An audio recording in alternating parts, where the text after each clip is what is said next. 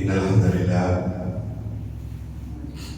نحمده ونستعينه ونستغفره ونستهديه ونؤمن به ونتوكل عليه ونعوذ بالله من شرور أنفسنا ومن سيئات أعمالنا من يهده الله فلا مضل له ومن يضلل فلا هادي له وأشهد أن لا إله إلا الله وحده لا شريك له وأشهد أن محمدا عبده ورسوله أرسله بالهدى ودين الحق ليظهره على الدين كله ولو كره المشركون.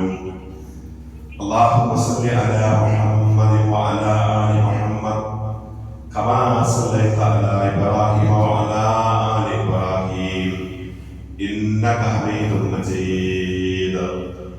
اللهم بارك على محمد وعلى آل محمد كما باركت على إبراهيم وعلى آل إبراهيم إنك حميد مجيد. إن أريد إلا الإصلاح ما استطعت وما توفيقي إلا بالله عليه توكلت وإليه أنيب. اللهم رب اشرح لي صدري ويسر لي أمري واحلل عقدة من لساني يفقهوا قولي. أعوذ بالله من الشيطان الرجيم. يا أيها الذين آمنوا اتقوا الله حق تقاته ولا تموتن إلا وأنتم مسلمون. بسم الله الرحمن الرحيم. وآتاكم من كل ما سألتموه وإن تعدوا نعمة الله لا تحصوها إن الإنسان لظلوم كفار.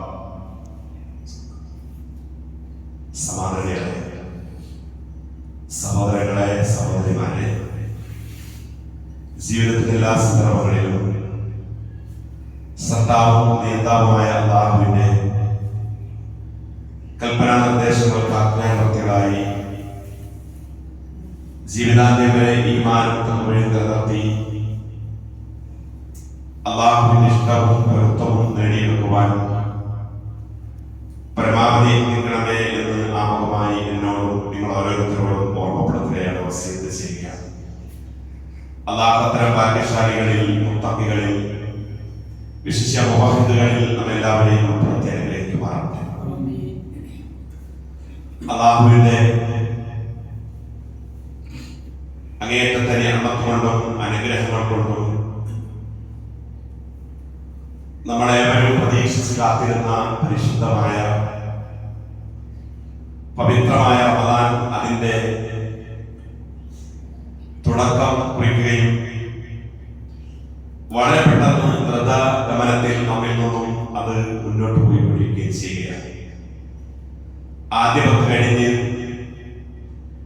രണ്ടാമത്തെ 10 അതിന്റെ അവസാനത്തിലേക്ക് നീങ്ങിക്കൊണ്ടിരിക്കുന്ന, ഇനി ഏറ്റവും അനുഗ്രഹീതമായിട്ടുള്ള അവസാനത്തെ 10ലേക്ക് നമ്മൾ പ്രവേശിക്കാൻ വേണ്ടി കാത്തിരിക്കുന്ന ഏറ്റവും സന്തോഷദായകമായ നയനാനന്ദകരമായിട്ടുള്ള ഒരു സന്ദർഭത്തിലാണ് നമ്മൾ ഒരുമിച്ച് ചേർന്നിരിക്കുന്നത്. ഈ കഴിഞ്ഞ ദിനരാത്രങ്ങൾ നമ്മൾ നിർവഹിച്ച മുഴുവൻ സിയാമും ഖിയാമും നമ്മുടെ റുകൂഉം സുജൂദും നമ്മുടെ ഇബാദത്തുകളും നമ്മുടെ ഖുർആൻ പാരായണവും നമ്മുടെ ദാനധർമ്മങ്ങളും നമ്മൾ നടത്തിയ ഇഫ്താറുകളും എല്ലാം അല്ലാഹു നമ്മിൽ നിന്നും പരിപൂർണമായും കബൂൽ ചെയ്യുമാറാകട്ടെ. ഇനി വരാനിരിക്കുന്ന ദിനരാത്രങ്ങൾ കൂടുതൽ ജാഗ്രതയോടുകൂടി അതിന് ഉപയോഗപ്പെടുത്തുവാൻ നമുക്ക് സാധിക്കുമാറാകട്ടെ. അല്ലാഹു നമുക്ക് നൽകിയ ഏറ്റവും മഹത്തായ നിഅമത്തുകളിൽ വളരെ പ്രധാനപ്പെട്ടതാണ് ഈ പരിശുദ്ധ റമദാൻ എന്ന് പറയുന്നത്. മുൻകാലത്ത് ജീവിച്ചിട്ടുള്ള നമ്മുടെ ഉമ്മത്തുകൾ, സമുദായങ്ങൾ 1000 വർഷം മുതൽ ഇങ്ങോട്ട് ജീവിച്ചവരായിരുന്നു. ആദം നബി അലൈഹിസ്സലാത്തു വസ്സലാമയുടെ ആയുസ്സിനെ കുറിച്ച് പറയുന്നിടത്ത് 1000 വർഷം ജീവിക്കാൻ ഭാഗ്യം കിട്ടിയ പ്രവാചകനാണ് ആദം അലൈഹിസ്സലാത്തു വസ്സലാം. നൂഹ് നബി അലൈഹിസ്സലാത്തു വസ്സലാമയും ഏതാണ്ട് അതിന്റെ അടുത്ത് ജീവിച്ചിട്ടുള്ളൂ. പിന്നെ അവിടെ നിന്നോട്ട് 900, 800, 700, 650, 500 ഒക്കെ ചുരുക്കി 1,00,000 പ്രവാചകന്മാരുടെ ഉമ്മത്ത് കഴിഞ്ഞുപോയി. അവസാനത്തെ പ്രവാചകൻ മുഹമ്മദ് മുസ്തഫ സല്ലല്ലാഹു അലൈഹി വസല്ലമയുടെ ഉമ്മത്തിൽ നമ്മൾ അടങ്ങുന്ന ഈ സമുദായത്തിന് അല്ലാഹു നിശ്ചയിച്ച് നൽകിയിരിക്കുന്നത് വെറും 60-70 വർഷമാണ്. സ്വാഭാവികമായും നമുക്ക് ഒരു സംശയം ചിലപ്പോഴെങ്കിലും വരാൻ സാധ്യതയുണ്ട്. 1000 വർഷം ജീവിച്ച് സ്വർഗത്തിന് വേണ്ടി പണിയെടുത്ത അധ്വാനിച്ച അവർ പോകുന്ന അതേ സ്വർഗത്തിലേക്ക് നമുക്ക് കിട്ടിയത് 60-70 വർഷം. അവർക്ക് വേണമെങ്കിൽ സാവകാശത്തിൽ ആ സ്വർഗത്തിലേക്ക് പതുക്കെ നടന്നെടുത്താൽ മതിയായിരുന്നു. പതുക്കെ നടന്ന് യാത്ര ചെയ്ത് ആ സ്വർഗത്തിലേക്കുള്ള പാതയിൽ ഒരുക്കാമായിരുന്നു. അവർക്ക് ഇഷ്ടാനുസരണം സാവകാശം ഉണ്ടായിരുന്നു. എന്നാൽ നമുക്ക് അതേ സ്വർഗത്തിലെത്താൻ 60-70 വർഷമാണെങ്കിൽ അവരെ അപേക്ഷിച്ച് നമ്മളോട് അനീതിയല്ലേ അല്ലാഹു കാണിച്ചത് എപ്പോഴെങ്കിലും നമ്മുടെ മനസ്സ് നമ്മളോട് ചോദിച്ചാൽ ഒരിക്കലും അല്ല. പ്രിയപ്പെട്ടവരെ, നമുക്ക് അല്ലാഹു അവരെക്കാൾ മുന്നിലെത്താനുള്ള അവസരങ്ങൾ നൽകി. അല്ലാഹു നമുക്ക് നൽകിയിടത്ത് പ്രവാചകൻ സല്ലല്ലാഹു അലൈഹി വസല്ലം ചില സമയത്തിന്റെയും ചില ദിവസത്തിന്റെയും ചില മാസത്തിന്റെയും സ്ഥലത്തിന്റെയും ഒക്കെ പവിത്രത പറഞ്ഞു. ചില സമയങ്ങൾക്ക് അല്ലാഹു ചില മാഹാത്മ്യം നൽകി, ചില ദിവസത്തിന് നൽകി, ചില മാസത്തിന് നൽകി, ചില സ്ഥലത്തിന് നൽകി. അതുപോലെ രാത്രി പാതിരാത്രി എണീറ്റ് 2 റക്അത്ത് നമസ്കരിച്ചാൽ ആ സമയത്ത് എണീറ്റ് ഒരു സൂറ ഖുർആൻ പാരായണം ചെയ്താൽ അതിന് കിട്ടുന്ന പ്രതിഫലം ഒരിക്കലും മറ്റൊരു സമയത്ത് നമുക്ക് കിട്ടുകയില്ല. പകൽ സമയത്ത് നമ്മൾ 2 റക്അത്ത് നമസ്കരിച്ചാൽ ഒരിക്കലും ആ ഒരു പ്രതിഫലത്തിലേക്ക് എത്താൻ കഴിയില്ല. കാര്യം അല്ലാഹു നമ്മിലേക്ക് ഇറങ്ങി വരുന്ന സമയമാണ്. സമാനത്തിലേക്ക് അല്ലാഹു ഇറങ്ങി വരുന്ന സമയമാണ് പാതിരാത്രിയുടെ ആ സമയം എന്ന് റസൂലുള്ളാഹി സ്വല്ലല്ലാഹു അലൈഹി വസല്ലം തെര്യപ്പെടുത്തി. നമ്മൾ ആലോചിക്കുന്ന ചില സമയത്തിന് പ്രത്യേകത നൽകി. ഇപ്പൊ വെള്ളിയാഴ്ച ദിവസം പ്രത്യേകമായിട്ടുള്ള സമയമുണ്ട്. ആ സമയത്ത് നമ്മുടെ പ്രാർത്ഥനയും ഒത്തു വന്നാൽ അത് സ്വീകരിക്കാൻ ഏറെ സാധ്യതയുണ്ടെന്ന് റസൂലുള്ളാഹി സ്വല്ലല്ലാഹു അലൈഹി വസല്ലം പഠിപ്പിച്ചു. അതേപോലെ തന്നെ ചില സ്ഥലത്തിന്റെ മഹാത്മ്യത്തെ പരിചയപ്പെടുത്തി. മക്ക എന്ന് പറയുന്നത് അതിൽ ഏറ്റവും മുന്നിൽ നിൽക്കുന്ന ഇടമാണ്. നമ്മളിവിടെ നമസ്കരിച്ച ലോഹർ മക്കയിൽ നമ്മുടെ സഹോദരങ്ങൾ ഇപ്പൊ നമസ്കരിച്ചിട്ടുണ്ടെങ്കിൽ നമ്മുടെ നാട്ടിൽ നിന്നും നമ്മുടെ ബന്ധുക്കളിൽ നിന്നും ഒക്കെ അഴിമക്ക് വേണ്ടി പോയിട്ടുള്ള ആളുകൾ അവിടെയുണ്ട്. അവർ അവിടെ നമസ്കരിക്കുന്ന ഈ ലോഹറിന് നമ്മുടെ ലോഹറിനേക്കാൾ 1,00,000 ഇരട്ടിയാണ് കൂലി കിട്ടുന്നത്.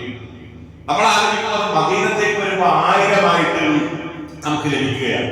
അപ്പൊ ചില സ്ഥലത്തിന്റെ പ്രത്യേകത ഇതേപോലെയാണ് യഥാർത്ഥത്തിൽ ഈ ഒരു മാസത്തിന് അല്ലാഹു പ്രത്യേകത നൽകിയത്. ഈ ഒരു മാസം എന്ന് പറയുന്നത് പുണ്യങ്ങൾ നിറഞ്ഞൊഴുകുന്ന ഒരു മാസമാണ്.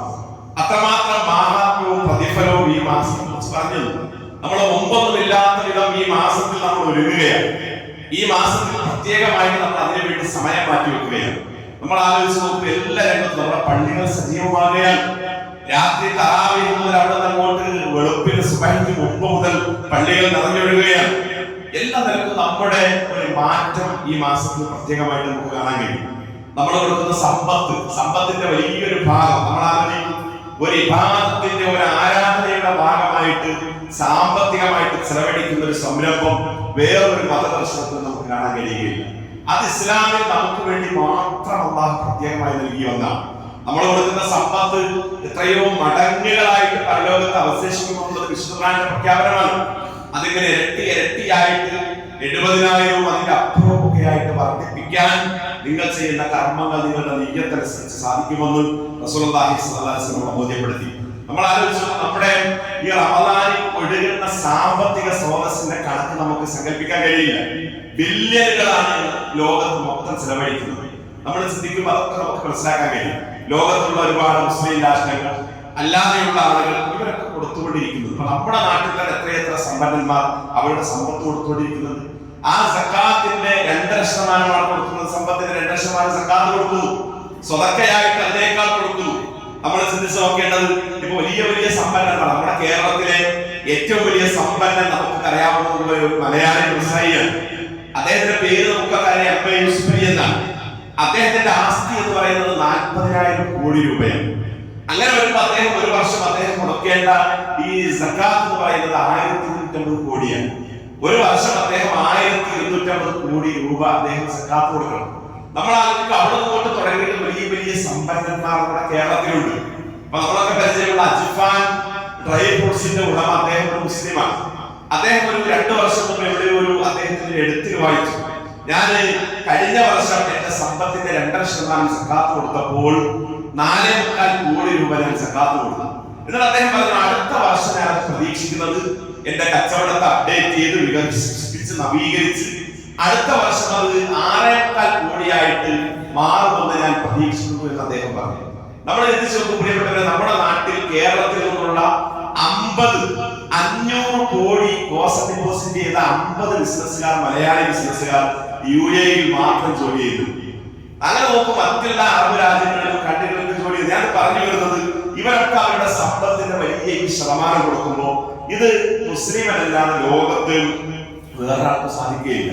ഇപ്പൊ നമ്മൾ ഈ റമദാനിന്റെ കൊടുക്കുക വാരിക്കോരി നമ്മുടെ നാട്ടിലുള്ള സ്ഥാപനങ്ങൾ, മതസ്ഥാപനങ്ങൾ, വിദ്യാഭ്യാസ സ്ഥാപനങ്ങൾ, അതുപോലെ തന്നെ മദ്രസകൾ, പള്ളികൾ എന്നിങ്ങനെ തുടങ്ങി ജീവകാരുണ്യ പ്രവർത്തനങ്ങൾ, രോഗികൾക്ക് വേണ്ടി, വീട് നിർമ്മാണത്തിന് വേണ്ടി എന്തൊക്കെയാണ് ഈ മുസ്ലിം കൊടുത്തുകൊണ്ടിരിക്കുന്നത്.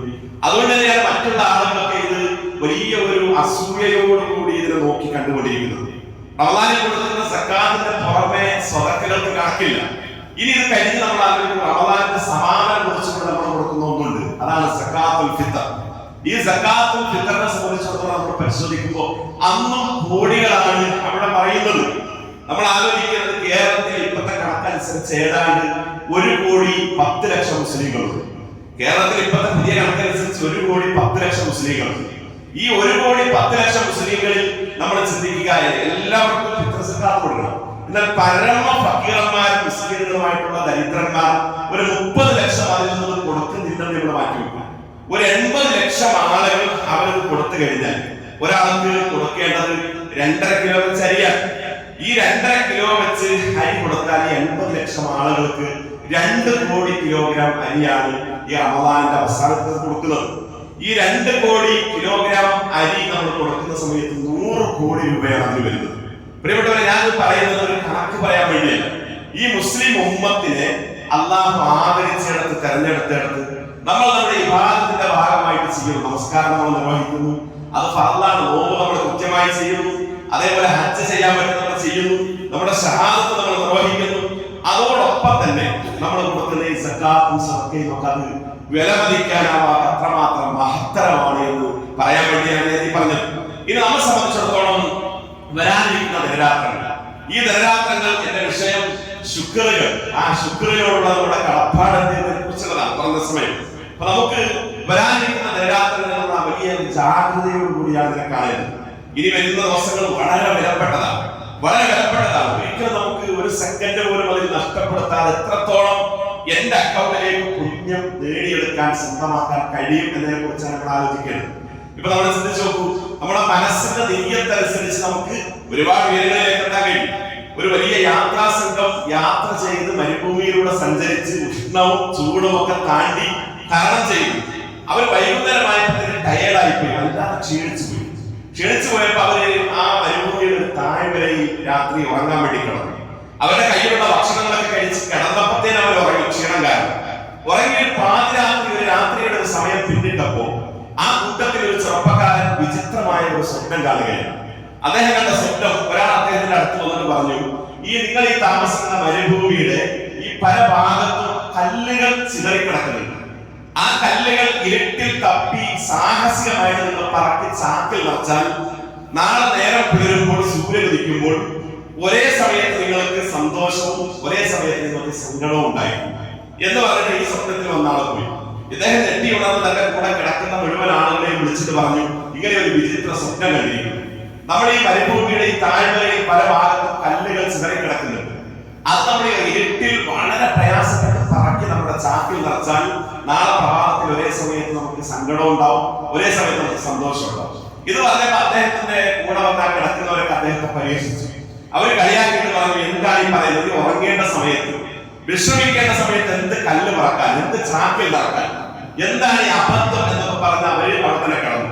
പക്ഷെ കിടന്നപ്പോ 1-2-4 ആളുകളൊക്കെ അവരിങ്ങനെ ചിന്തിച്ചു, ഇത് സ്വപ്നമാണെങ്കിലും നാളെ പ്രഭാതത്തിൽ എന്തെങ്കിലും സന്തോഷത്തിന് നമുക്കൊരു വകുപ്പുണ്ടെങ്കിലും എന്ന് വിചാരിച്ച് അവരും ഈ ചെറുപ്പക്കാരുടെ കൂടെ ഇറങ്ങി ചാക്കിൽ ഇങ്ങനെ കല്ല് നിറക്കാൻ തുടങ്ങി.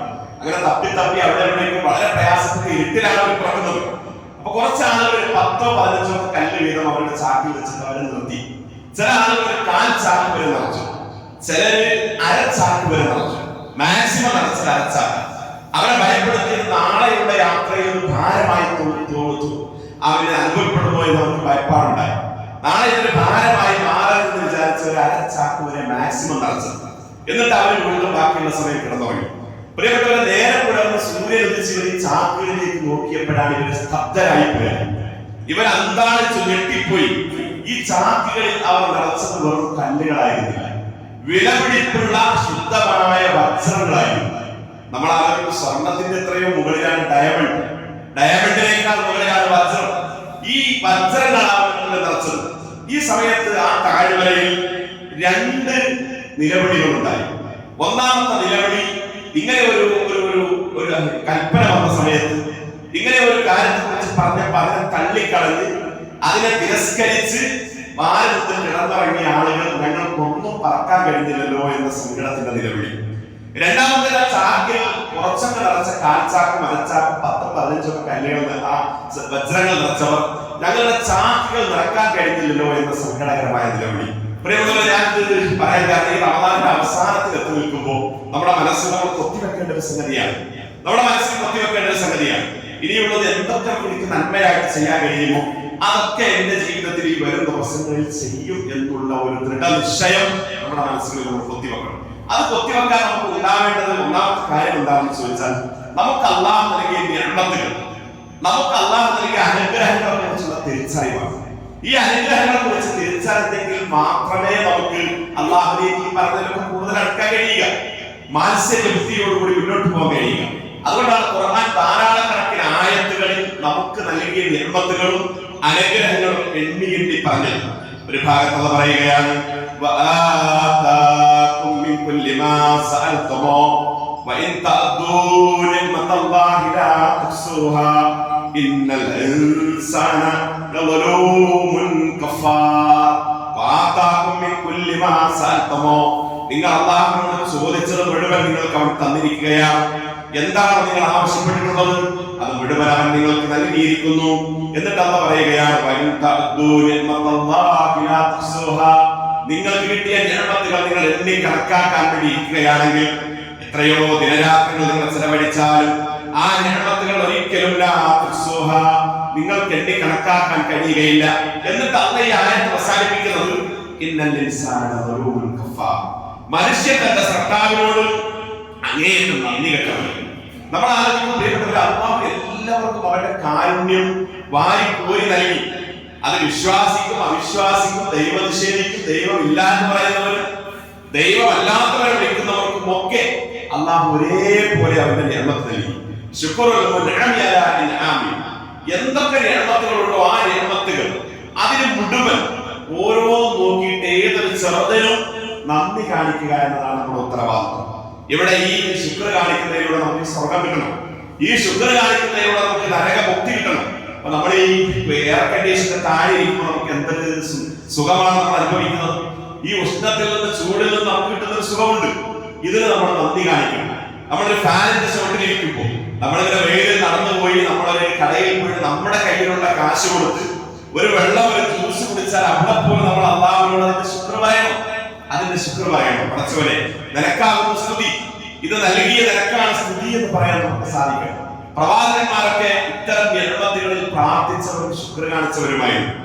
മക്കളില്ലാത്ത സാഹചര്യത്തിൽ മക്കളെ കിട്ടിയപ്പോ പ്രവാചകന്മാരൊക്കെ പ്രായാധിക്യത്തിൽ ഇബ്രാഹിം നബി അലൈഹിസ്സലാത്തു വസ്സലാം പ്രാർത്ഥിച്ചു, സക്കരിയ നബി അലൈഹിസ്സലാത്തു വസ്സലാം പ്രാർത്ഥിച്ചു. എല്ലാവരും ശുക്ർ ജീവിതത്തിന്റെ ഒരു ഭാഗമായി കണ്ടവരായിരുന്നു. അപ്പൊ നമ്മൾ ഉറക്കിൽ നിന്ന് എണീറ്റ് വരുമ്പോൾ നമ്മൾ പ്രാർത്ഥിക്കേണ്ടത് എന്താണ്? അൽഹംദുലില്ലാഹി അല്ലദീ അഹ്യാന ബഅദമാ അമാതനാ വഇലൈഹി നുശൂർ. ഈ ഒരു ഉറക്കിൽ നിന്ന് ഞങ്ങളുടെ ക്ഷീണമൊക്കെ മാറ്റി വീണ്ടും ഞങ്ങൾ ഉണർവ് നൽകിയ പടച്ചവനെ നിനക്കാണ് സ്തുതി. അപ്പൊ നമ്മൾ ചിന്തിച്ചപ്പോൾ ടാബ്ലറ്റ് കഴിച്ചിട്ട് ഉറങ്ങാത്ത മനുഷ്യന്മാരുണ്ട്.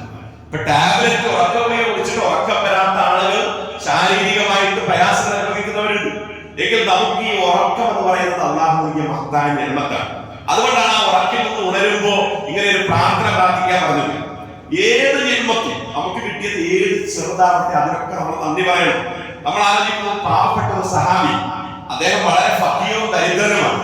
മദീന പള്ളിയിൽ അദ്ദേഹം നബി സല്ലല്ലാഹു അലൈഹി വസല്ലമയോട് ചോദിക്കുകയാണ്, പ്രവാചകരെ, അയ്യ നിഅമത്തിൻ അൻ തുസ്അല അൻഹാ യാ റസൂലല്ലാഹ്, പ്രവാചകരെ, എനിക്ക് ഒരു നിഅമത്തും കിട്ടിയിട്ടില്ല, ഞാൻ പരമദരിദ്രനും ഫഖീറുമാണ്, മറ്റുള്ളവർ സഹായിച്ചെങ്കിൽ മാത്രമാണ് എന്റെ ജീവിതം, എന്റെ ഉപജീവനം പോലും മറ്റുള്ളവരുടെ കൈകളിലാണ്. അതുകൊണ്ട് എനിക്ക് എന്തെങ്കിലും ഒരു നിയമത്തിനെ കുറിച്ച് പടച്ചവനോട് പറയേണ്ടി വരുമോ എന്നോട് ചോദിക്കും. അപ്പോൾ റസൂലുള്ളാഹി സ്വല്ലല്ലാഹു അലൈഹി വസല്ലം പറഞ്ഞു, നൂറുകണക്കിന് നിഅമത്തുകൾ ചോദിക്കും താങ്കളോട്, നൂറുകണക്കിന് ചോദിക്കും. താങ്കൾ ഇപ്പൊ എന്നോട് ഈ സംസാരിച്ച കാര്യം, ആ നാവ്, അത് അല്ലാഹു ആ സംസാരത്തെ പറ്റി ആ നിഅമത്ത് ചോദിക്കും. ഞാൻ ഈ പറയുന്നത് കേൾക്കാനുള്ള കാലിന്റെ നിഅമത്ത് അത് ചോദിക്കും. താങ്കൾ ഇവിടെ ഇരിക്കുന്നതും നിൽക്കുന്നതും വുളു എടുക്കാൻ പോകുന്നതും നടന്നു വരുന്നതും തുടങ്ങി എല്ലാം അല്ലാഹു ചോദിക്കും. നമ്മൾ ആലോചിച്ചു, അങ്ങനെയാണെങ്കിൽ നമ്മളൊക്കെ എത്ര എത്ര നിഅമത്തുകളെ കുറിച്ച് പറയേണ്ടി വരും. നമുക്ക് കിട്ടിയ നിഅമത്തുകൾ എണ്ണിയാൽ കണക്കാക്കാത്ത അത്രമാത്രം. റസൂലുള്ളാഹി സ്വല്ലല്ലാഹു അലൈഹി വസല്ലം നമ്മുടെ നിഅമത്തുകളെ കുറിച്ച് പറഞ്ഞിടത്ത് ഖുർആനിലെ ആയത്ത് ഓതിയിട്ട് പറഞ്ഞു, വഫി അൻഫുസികും അഫലാ തുബ്സിറൂൻ. നിങ്ങളുടെ ശരീരത്തിൽ നിങ്ങൾക്ക് കിട്ടിയ നിഅമത്തുകൾ മാത്രം നിങ്ങൾ പരിശോധിച്ചാൽ മതി. നമ്മുടെ ശരീരത്തിൽ കിട്ടിയ നിഅമത്തുകൾ, പ്രിയപ്പെട്ടവരെ, ഒന്നാമത്തെ നിഅമത്ത് എന്ന് പറയുന്നത് നമുക്ക് ഹിദായത്ത് കിട്ടിയതാണ്, മുസ്ലിം ആവാനുള്ള ഭാഗ്യം കിട്ടിയതാണ് ഒന്നാമത്തെ നിഅമത്ത്. ഇത് കഴിഞ്ഞാൽ രണ്ടാമത്തെ നിഅമത്ത് റസൂലുള്ളാഹി സ്വല്ലല്ലാഹു അലൈഹി വസല്ലം പറഞ്ഞത് നിങ്ങൾക്ക് കിട്ടിയ ആഫിയത്താണ്, നിങ്ങൾക്ക് കിട്ടിയ ആരോഗ്യമാണ്. ഈ ആരോഗ്യം പ്രധാനപ്പെട്ടതാണ്. റസൂലുള്ളാഹി സ്വല്ലല്ലാഹു അലൈഹി വസല്ലം പറഞ്ഞു, ബാങ്കിന്റെയും ഇഖാമത്തിന്റെയും ഇടയിലുള്ള സമയം പ്രാർത്ഥിച്ചാൽ ഉത്തരം കിട്ടാൻ ഏറെ സാധ്യതയുണ്ട്. പ്രാർത്ഥിച്ചാൽ ഉത്തരം കിട്ടാൻ ഏറെ സാധ്യതയുണ്ട്. ബാങ്ക് വിളിച്ച് ഇഖാമത്തിന്റെ ഇടയിൽ 10-15 മിനിറ്റ് ടൈം ഉണ്ടോ? ആ ദൈർഘ്യത്തിൽ നിങ്ങൾ ചോദിച്ചാൽ പരമാവധി കിട്ടാൻ സാധ്യതയുണ്ട്. അപ്പൊ സഹാബത്ത് ചോദിച്ചു, നബിയെ, അങ്ങനെ സാധ്യതയുണ്ടെങ്കിൽ എന്താണ് ഞങ്ങൾ ആ സമയത്ത് ചോദിക്കേണ്ടത്? അപ്പൊ റസൂലുള്ളാഹി പറഞ്ഞു സ്വല്ലല്ലാഹു അലൈഹി വസല്ലം, സലിൽ ആഫിയ, നിങ്ങൾ ആഫിയത്തിന് ചോദിക്കണം, നിങ്ങൾ ആരോഗ്യത്തെ ചോദിക്കണം. അതുകൊണ്ടാണ് റസൂലുള്ളാഹിയുടെ പ്രാർത്ഥന സ്വല്ലല്ലാഹു അലൈഹി വസല്ലം, അല്ലാഹുമ്മ ആഫിനി ഫീ ബദനി, പടച്ചവനെ എന്റെ ശരീരത്തിൽ നീ ആഫിയത്ത് നൽകണമേ.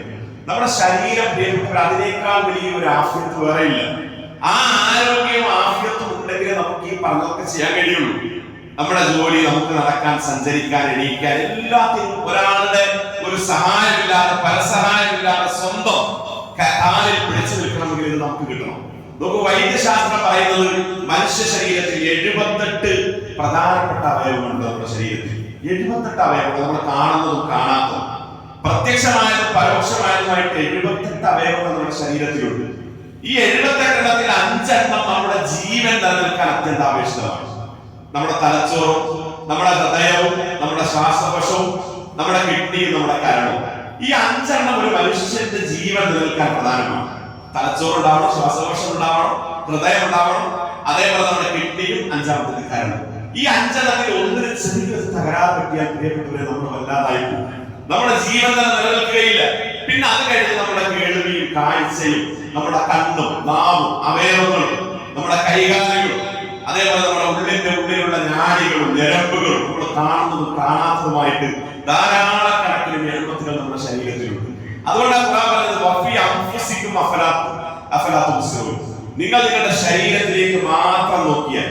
എന്നിട്ട് ഖുർആൻ പറഞ്ഞു, വമാ ബികും മിൻ നിഅമത്തിൻ ഫമിനല്ലാഹ്, നിങ്ങൾ ഏതൊരു നിയമത്ത് നിങ്ങൾക്ക് കിട്ടിയിട്ടുണ്ടോ അതൊക്കെ അല്ലാഹുവിൽ നിന്നാണ്. അതിന്റെ ഒക്കെ ദാതാവ് എന്ന് പറയുന്നത് നിങ്ങളുടെ റബ്ബാണ്.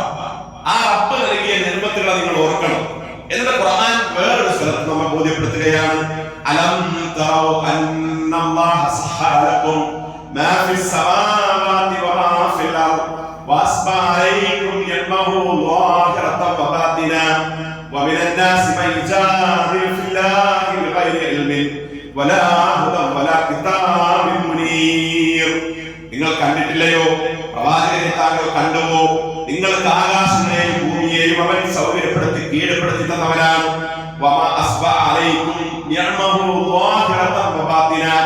അല്ലാഹു തന്റെ പ്രത്യക്ഷമായതും പരോക്ഷമായതുമായ മുഴുവൻ നിഅമത്തുകളും നിങ്ങൾക്ക് നിവർത്തിച്ചു തന്നവനാണ്. എന്നിട്ടും അല്ലാഹുവിന്റെ വിഷയത്തിൽ തർക്കിച്ചുകൊണ്ടിരിക്കുന്ന ആളുകളുണ്ട്. അല്ലാഹു ഇല്ലെന്ന് പറയുന്നവരുണ്ട്, അല്ലാഹു കരുണകെട്ടവനാണെന്ന് പറയുന്നവരുണ്ട്, അല്ലാഹു കടുത്തവനാണെന്ന് പറയുന്നവരുണ്ട്. ഇത് പറയുന്ന മനുഷ്യരുടെ മുമ്പിൽ അവർക്ക് എന്തെങ്കിലും ഒരു ന്യായ പ്രമാണം കൊണ്ടുവരാനില്ല, എന്തെങ്കിലും ഒരു മാർഗദർശനം അവർക്ക് അതിന് മുന്നിൽ പറയാനില്ല, ഏതെങ്കിലും ഒരു വെളിച്ചത്തെ അവർക്ക് അറ്റസ്റ്റ് ചെയ്യാനില്ല, അടയാളപ്പെടുത്താനില്ല. ഒന്നുമില്ലാതെ തർക്കിച്ചുകൊണ്ടിരിക്കുന്ന മനുഷ്യൻ പോലും ഈ നിയമത്തുകളെ കുറിച്ച് ഒരു വേളയിൽ അവന്റെ ശ്വാസം വന്ന് ചെറുതായിട്ടൊരു പ്രയാസം വന്നു കഴിഞ്ഞാൽ അവന് തിരിച്ചറിയാൻ കഴിയും. പക്ഷെ പല ആളുകളും ഇത് അറിയുന്നില്ല എന്നുള്ളത് ഖുർആൻ നമുക്ക് പറഞ്ഞു. പ്രിയപ്പെട്ടവർ, നമ്മൾ ആലോചിക്കണം, നമ്മുടെ കേൾവി ശക്തി, നമ്മുടെ കണ്ണിന്റെ കാഴ്ച, നമ്മുടെ സംസാര ശേഷി, ഇതൊക്കെ ഇല്ലാത്ത മനുഷ്യന്മാർ അനുഭവിക്കുന്ന പ്രയാസം. ഇപ്പൊ കേൾക്കാത്ത ഒരാള് അതിന് ചെറിയ മെഷീൻ ഘടിപ്പിച്ച് എത്രമാത്രം പ്രയാസപ്പെട്ടാണ് നമ്മൾ പറയുന്നത് കേൾക്കാൻ വേണ്ടി ശ്രമിക്കുന്നത്. സംസാരശേഷി ഇല്ലാത്ത ഒരാൾ തന്റെ ഒരു ആശയത്തെ മറ്റുള്ളവരോട് പറഞ്ഞു കൊടുക്കാൻ ഒരു കുറെ ആംഗ്യം കാണിച്ച് അങ്ങനെ പ്രയാസപ്പെടുമ്പോഴാണ് നമുക്ക് കിട്ടിയ ഞണ്ടത്തുണ്ടാകുന്ന ബോധ്യപ്പെടുക. കണ്ണില്ലാതെ കാഴ്ചയില്ലാത്ത ഒരു മനുഷ്യൻ വഴി കുറച്ച് കിടക്കുമ്പോൾ നമ്മൾ അവരെ അനുഭവിക്കുന്ന പ്രയാസമാണ് നമ്മുടെ കണ്ണിന്റെ വില നമുക്ക് ബോധ്യപ്പെടുക. അതുകൊണ്ടാണ് പറഞ്ഞത് അലർവായിനെ വലിസാൻ വശപ്പത്തെ നിങ്ങൾക്കൊരു നാവും രണ്ട് ചുണ്ടുകളും രണ്ട് കണ്ണുകളും നമ്മൾ നൽകിയില്ല. നമ്മൾ ആലോചിക്കുന്നത് നമുക്ക് കിട്ടിയത് വലിയ നിയമത്താണ്. ഒരു ധനാഢ്യനായ ഒരു മുതലാളിയുടെ വീട്ടിലേക്ക് അദ്ദേഹത്തിന്റെ സിറ്റ് ഔട്ടിലിരിക്കെ വലിയൊരു കൂളിംഗ് ഗ്ലാസ് വെച്ചിട്ടാണ് അദ്ദേഹം ഇരിക്കുന്നത്. ഒരു ദരിദ്രനായ ഒരു മനുഷ്യൻ യാചിച്ചു വരും. അദ്ദേഹം വന്നിട്ട് ഈ മനുഷ്യനോട് സലാം പറഞ്ഞിട്ട് പറഞ്ഞു, നിങ്ങൾ ഒരുപാട് നിയമത്ത് കിട്ടിയ ആളാണ്. ഇത്രയും വലിയ വീടും ഈ വീടിന്റെ പോർച്ചിൽ കിടക്കുന്ന വാഹനങ്ങളും സൗകര്യങ്ങളും ഈ കണ്ണായ സ്ഥലത്ത് ഇതൊക്കെ നിങ്ങൾക്ക് നൽകിയ അള്ളാഹു എത്രമാത്രം അനുഗ്രഹീതനാണ്. അതുകൊണ്ട് ഈ അനുഗ്രഹം കിട്ടിയ നിങ്ങൾ എനിക്ക് കാര്യമായിട്ട് എന്നെ സഹായിക്കണം. ഇത് പറഞ്ഞപ്പോ ഈ മനുഷ്യൻ അദ്ദേഹത്തോട് പറഞ്ഞു, എന്നേക്കാൾ ജന്മത്ത് നിങ്ങൾക്കാണ്. ഈ വീട്ടിന്റെ ഉടമസ്ഥനായ സമ്പന്നൻ ധനാഢ്യൻ പറഞ്ഞു, എന്നേക്കാൾ ജന്മത്ത് കിട്ടിയത് നിങ്ങൾക്കാണ്. എന്നിട്ട് അദ്ദേഹം തന്റെ മുഖത്തുള്ള ഗ്ലാസ് പുറത്തേക്ക് നോക്കിയപ്പോ അദ്ദേഹത്തിന് രണ്ട് കണ്ണിനും കാഴ്ചയില്ലായിരുന്നു. പരിപൂർണമായിട്ടും അന്ധനാണ് ആ മനുഷ്യൻ. ഈ സമയത്ത് ഈ മനുഷ്യൻ ഈ യാചകനോട് പറഞ്ഞു, എനിക്ക് നിങ്ങൾ ഒറ്റ കാര്യം ചെയ്തു തന്നാൽ ഈ നിങ്ങൾ ഈ പറഞ്ഞതൊക്കെ നിങ്ങളുടെ പേരിലേക്ക് ഇപ്പൊ എഴുതിത്തരാം. ഇതിന്റെ ആധാരവും എല്ലാം ഇപ്പൊ നിങ്ങളുടെ പേരിലേക്ക് ആക്കി മാറ്റും. നിങ്ങളുടെ രണ്ട് കണ്ണിൽ ഒന്ന് എനിക്ക് തന്നെ സഹായിച്ചാൽ മതി. ഈ പറയുന്ന വീടും ഈ കണ്ണായ സ്ഥലത്തുള്ള വസ്തുവകകളും ഈ വാഹനങ്ങളും ഒക്കെ നിങ്ങളുടെ പേരിലേക്ക് മാറ്റിത്തരാം. ഈ മനുഷ്യൻ അല്പസമയം ആലോചിച്ചിട്ട് പറഞ്ഞു, എനിക്ക് തെറ്റുപറ്റി, ഞാനാണ് ഏറ്റവും വലിയ ജന്മത്തിലുള്ളവൻ. അതുകൊണ്ട് ഒരിക്കലും ഒരു കണ്ണ് തന്നിട്ട് എനിക്കത് വേണ്ടെന്ന് പറഞ്ഞ് ഈ മനുഷ്യൻ സലാബാദ് തിരിച്ചു പോവുകയാണ്. അറബിയിലുള്ള ഒരു മെസ്സേജാണ്. നമ്മൾ ആലോചിക്കും, ഇവിടെയാണ് നമുക്ക് കിട്ടിയ ഒരു ജന്മത്തിന്റെ വില എത്രയാണെന്ന് ബോധ്യപ്പെടും. നമ്മുടെ സർക്കാർ എത്രമാത്രം ഉദാരവാനാണ്, നമ്മളോട് എത്രമാത്രം കാരുണ്യം കാണിച്ചു. നമ്മുടെ ശരീരത്തിന്റെ ഓരോന്നും, നമ്മൾ ഭക്ഷണം കഴിക്കുമ്പോൾ കുറച്ച് കഴിയുമ്പോൾ പുറത്തേക്ക് തള്ളുന്നു, നമ്മൾ കുടിക്കുന്ന വെള്ളം യൂറിനായിട്ട് പുറത്തേക്ക് പോകുന്നു. ഇതൊക്കെ പോകാത്ത ഒരു സന്ദർഭത്തെ കുറിച്ച് നമ്മൾ ചിന്തിക്കും. ഇത് പോകാത്ത ഒരു പരീക്ഷണത്തെ കുറിച്ച് നമ്മൾ ആലോചിച്ചു. നമ്മൾ കഴിക്കുന്ന ഭക്ഷണം അത് ദഹിക്കണം. ഈ ദഹന പ്രക്രിയ എന്ന് പറയുന്ന സംവിധാനത്തിൽ നമുക്കൊരു പങ്കുമില്ല. അതിനാൽ ദഹിക്കാതെ പോയാൽ നമ്മുടെ അവസ്ഥ എന്തായിരിക്കും? ആരോഗ്യത്തിന് പ്രതികൂലമായി ബാധിക്കും. അപ്പൊ നമ്മൾ ഈ മൂക്കിന്റെ രണ്ട് ദ്വാരങ്ങൾ നമ്മൾ ആലോചിക്കും. അത് വളഞ്ഞ ആകൃതിയിലാണ് അള്ളാഹു സംവിധാനിച്ചത്. അതിന്റെ ഉള്ളിലൂടെ പോവേണ്ടത് ശുദ്ധവായു മാത്രമാണ്. വായു ഉള്ളിലേക്ക് വലിച്ചെടുക്കാനാണ് ഈ മൂക്കിന്റെ സംവിധാനം.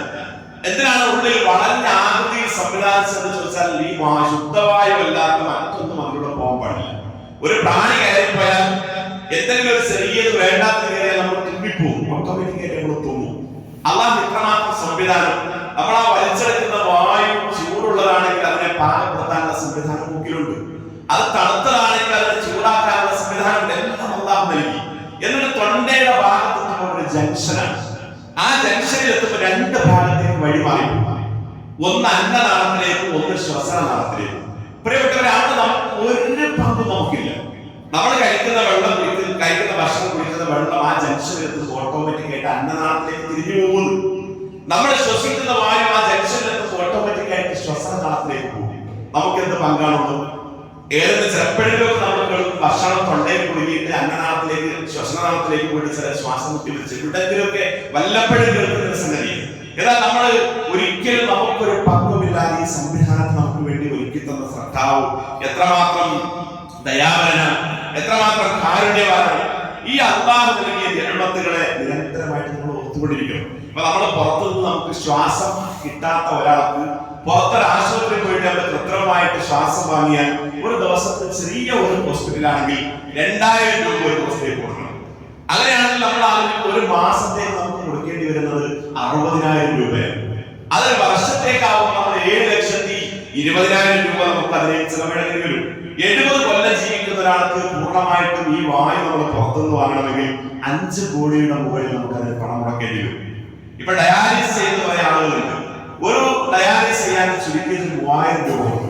ആഴ്ചയിൽ 3-4 ഒക്കെ ചെയ്യുന്ന മനുഷ്യന്മാർ. നമ്മൾ ആലോചിക്കും, അള്ളാഹു നമുക്ക് നൽകിയ എല്ലാം അതിൽ നിന്നൊന്നും അള്ളാഹു പകരമായിട്ട് വില ചോദിക്കുന്നില്ല. പക്ഷെ അള്ളാഹു നമ്മളോട് പറയുന്നത് എന്താണ്? നിങ്ങൾ എന്നെ ഓർക്കണം. നിങ്ങൾ എന്നെ ഓർത്താൽ ഞാൻ നിങ്ങളെ ഓർക്കും. നിങ്ങൾ എന്നെ സ്മരിച്ചാൽ ഞാൻ നിങ്ങളെ സ്മരിക്കും. നിങ്ങളുടെ അടുത്തേക്ക് ഞാൻ വരും. നിങ്ങൾ എന്റെ അടുത്തേക്ക് നടന്നു വന്നാൽ ഞാൻ നിങ്ങളുടെ അടുത്തേക്ക് ഓടി വരും.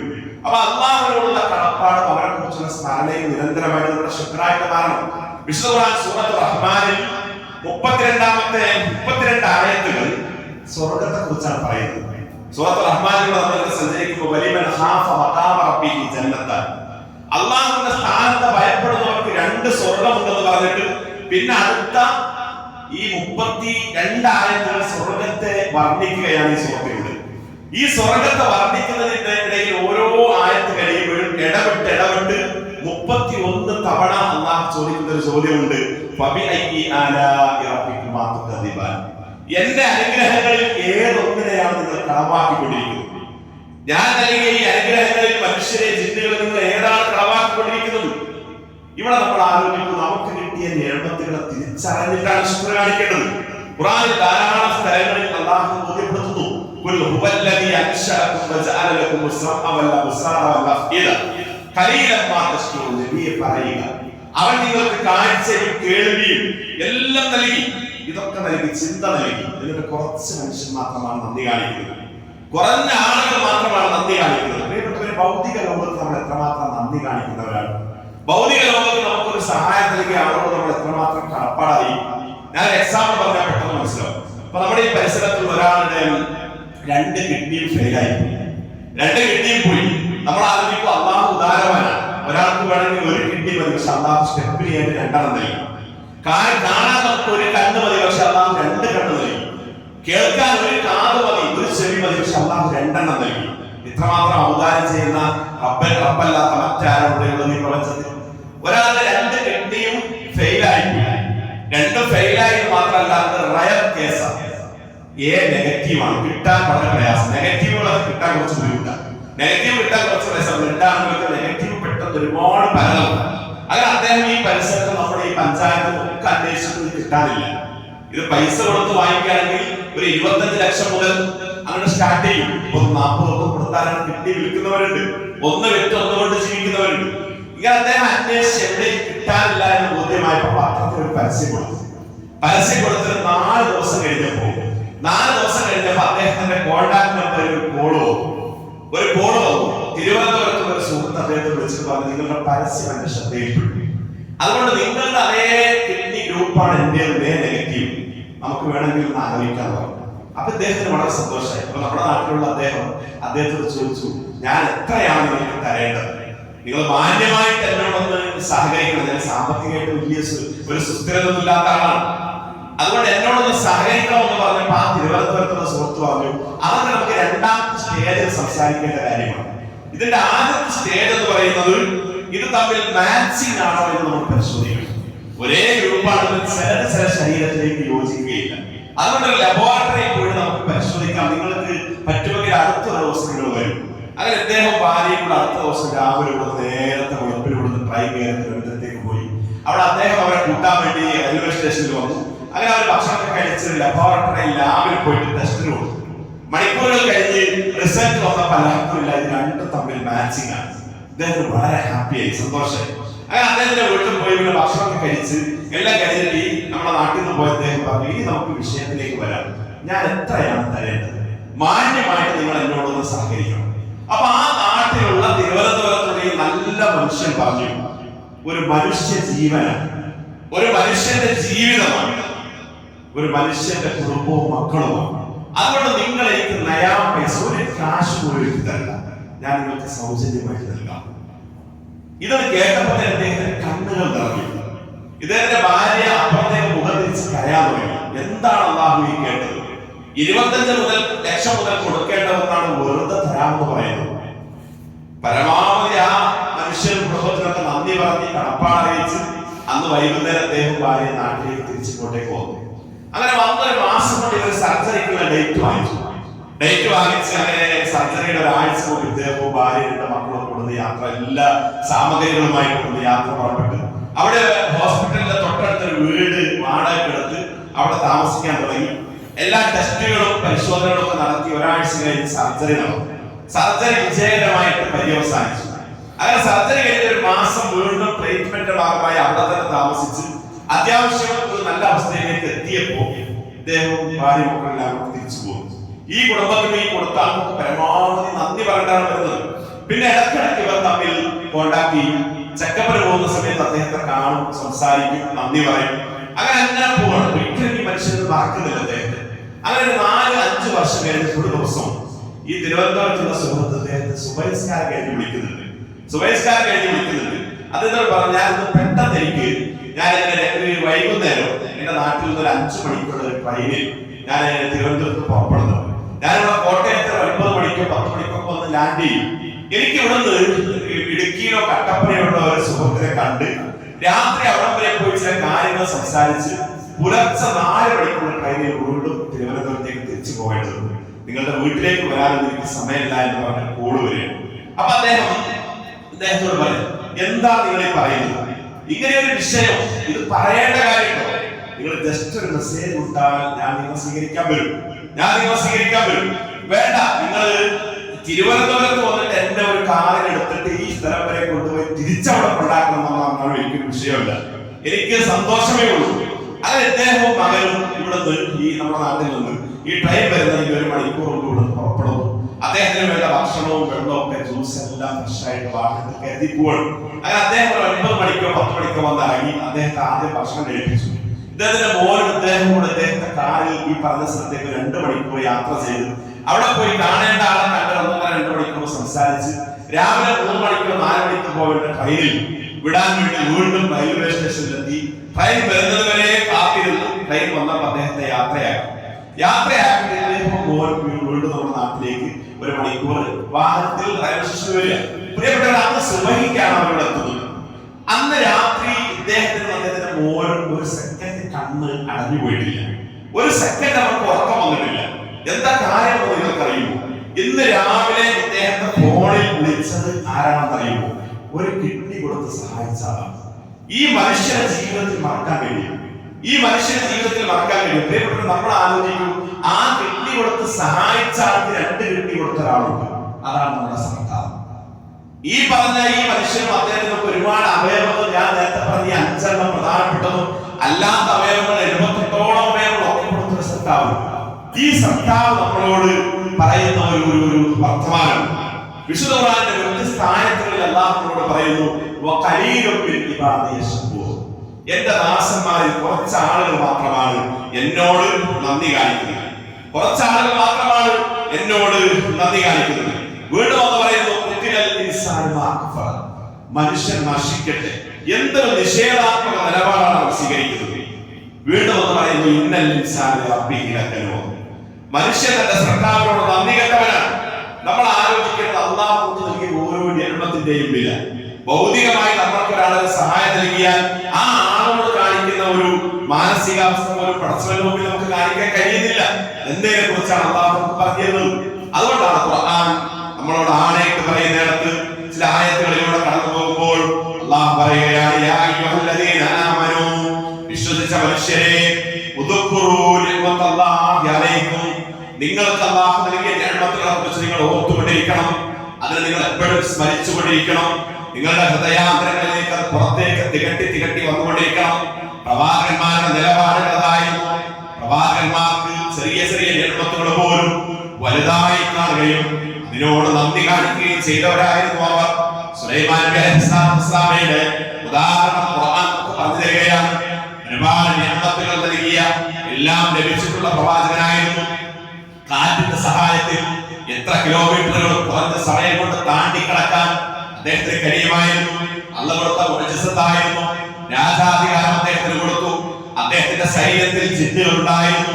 അദ്ദേഹത്തിന് പക്ഷികളുടെ സംസാരത്തെ കുറിച്ച് അറിയാമായിരുന്നു. ഉറുമ്പുകളുടെ സംസാരം പോലും അദ്ദേഹത്തിന് അറിയാമായിരുന്നു.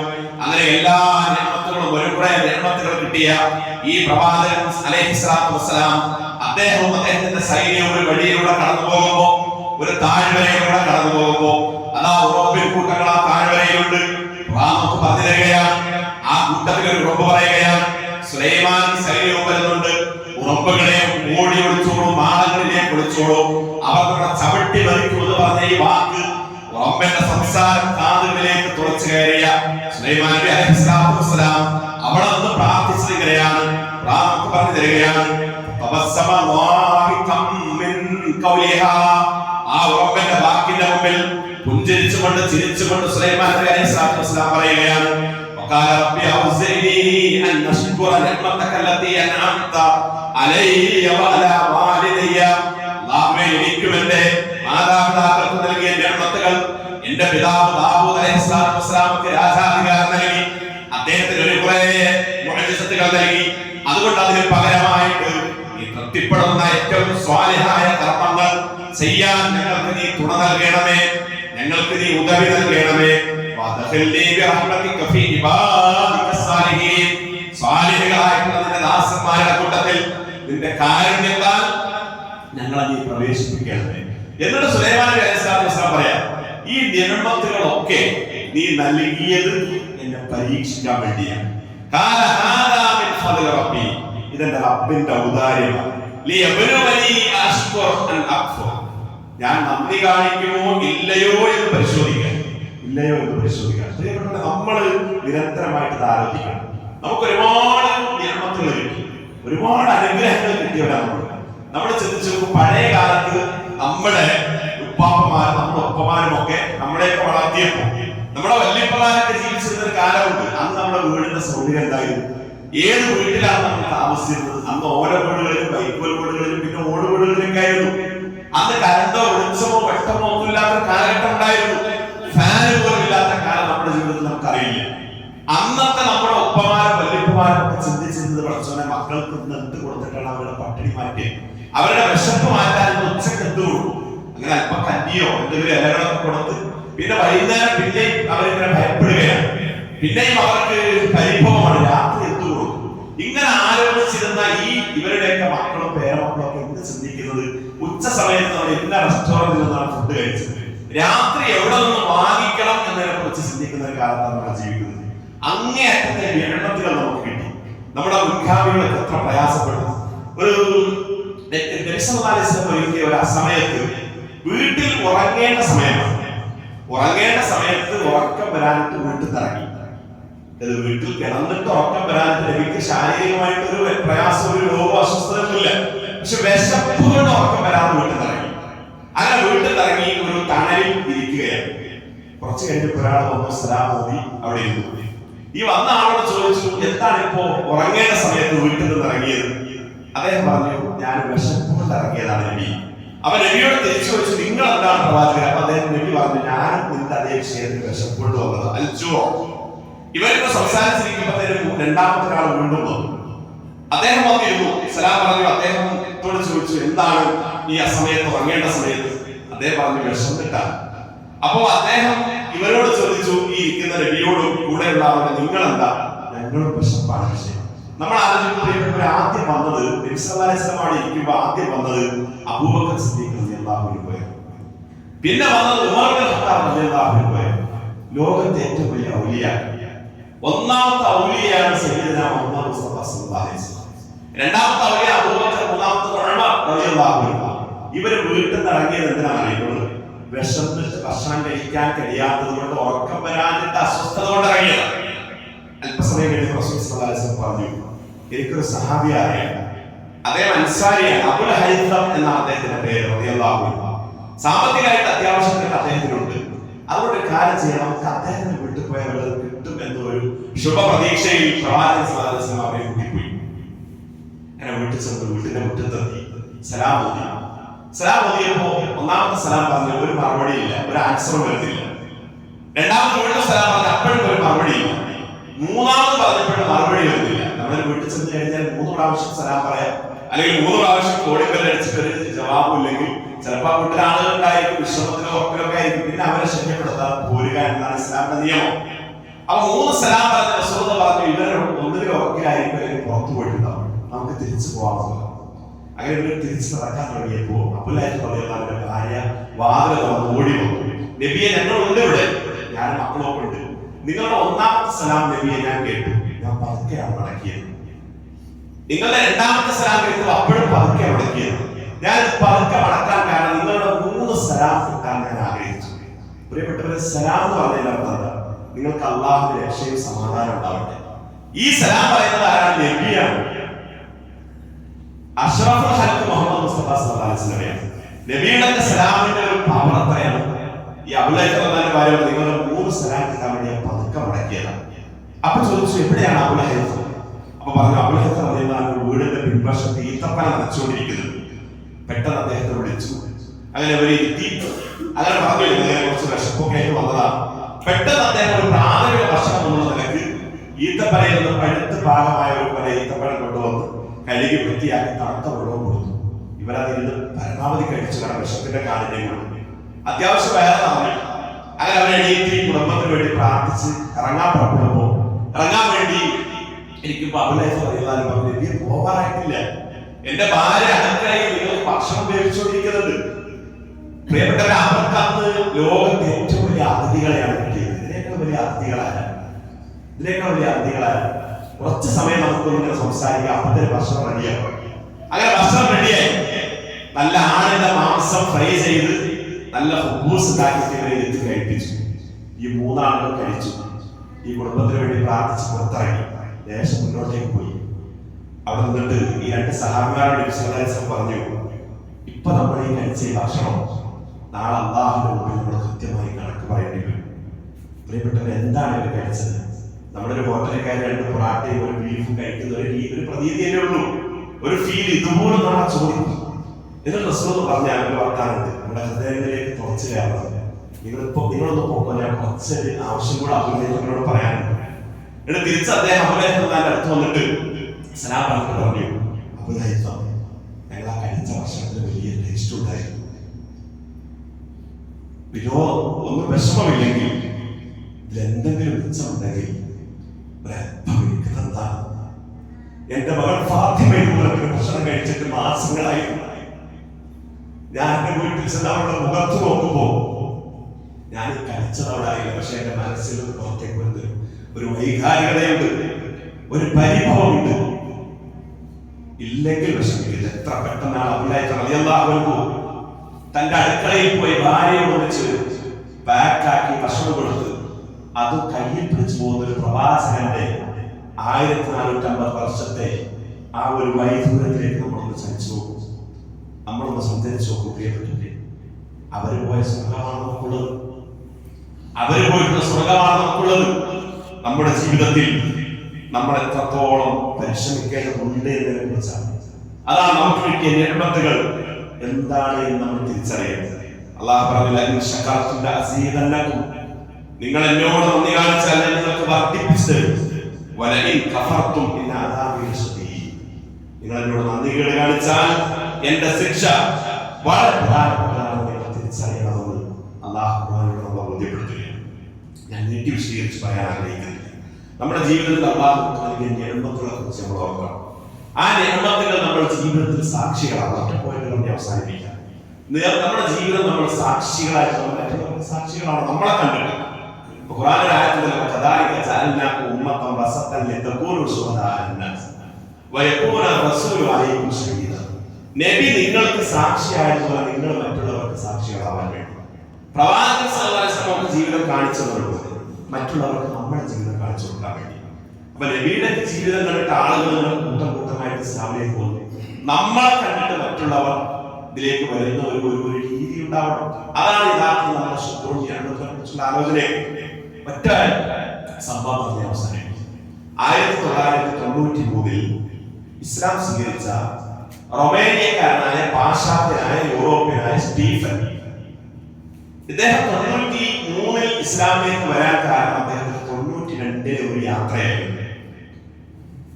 ഈ 93 അദ്ദേഹം ഇസ്ലാമിലേക്ക് വന്ന് 2000 അദ്ദേഹവും അദ്ദേഹത്തിന്റെ ഭാര്യയും സൗദി ഗവൺമെന്റിന്റെ ഗസ്റ്റുകളായിട്ട് മക്കയിലേക്ക് അതിഥികളായിട്ട് ഹജ്ജിന് വന്നു. ഈ ഹജ്ജിന് വന്ന സമയത്ത് അവിടുത്തെ അറബ് ചാനലുകളും പണ്ഡിതന്മാരും അദ്ദേഹവുമായി നടത്തിയ ഒരു അഭിമുഖം അന്ന് അവിടുത്തെ അറബ് പത്രങ്ങളിൽ വൈറലായിട്ട് വന്നിരുന്നു. ഞാൻ അന്ന് സൗദി അറേബ്യയിൽ ജോലി ചെയ്തിട്ടുണ്ട്. അന്ന് ആ പത്രത്തിൽ വായിച്ചത് ഇപ്പോഴും എന്റെ ഓർമ്മയിലുണ്ട്. അദ്ദേഹം ഇസ്ലാമിലേക്ക് വരാനുള്ള കാരണം അദ്ദേഹം പറയുന്നു. അദ്ദേഹം റൊമേനിയയിലെ ഇലക്ട്രോണിക് എഞ്ചിനീയറിംഗിൽ ഡോക്ടറേറ്റ് നേടിയ വലിയൊരു വിദ്യാസമ്പന്നനാണ്. അദ്ദേഹം വലിയ ബിസിനസ് തുടങ്ങി. ഈ ഇലക്ട്രോണിക് വിഷയത്തിലൂടെ പിന്നെ കച്ചവടവും അത്തരം ഉപകരണത്തിന്റെ ബിസിനസ്സാണ് അദ്ദേഹം. അങ്ങനെ അദ്ദേഹത്തിന്റെ ബിസിനസ് വളർന്ന് വലിയ സമ്പന്നനാണ് അദ്ദേഹം. പുരോഹിത കുടുംബമാണ് അദ്ദേഹം, ക്രിസ്തീയ കുടുംബം. അങ്ങനെ അദ്ദേഹം എല്ലാ വർഷവും വെക്കേഷൻ സമയത്ത് 10 ദിവസം ഈ അദ്ദേഹത്തിന്റെ കച്ചവടത്തെ നവീകരിക്കാനും വികസിപ്പിക്കാനും ഓരോ രാജ്യത്തേക്ക് വിനോദയാത്ര പോകും. കമ്പനിയുടെ ഭാഗമായിട്ടും അല്ലാതെ ചിലപ്പോൾ ഭാര്യ ഉണ്ടാവും, ചിലപ്പോൾ മക്കളുണ്ടാവും. അതേപോലെ 92 ഞങ്ങൾ പോയത് തുർക്കിയിലേക്കായി. അങ്ങനെ തുർക്കിയിലേക്ക് 10 ദിവസത്തെ പാക്കേജിൽ പോകുന്നു. ഈ പാക്കേജ് ഞങ്ങളുടെ അപ്പ് ആൻഡ് ഡൗൺ ടിക്കറ്റ് കിട്ടും, അക്കോമഡേഷൻ, ഫുഡ്, ഹോട്ടൽ, അതേപോലെ എല്ലാ ദിവസവും ഓരോ സ്ഥലങ്ങളിൽ പോയി ഇതുപോലെ ബിസിനസ് കാണാനും പോകാനൊക്കെയുള്ള വാഹനം, ഡ്രൈവറൊക്കെ കിട്ടും.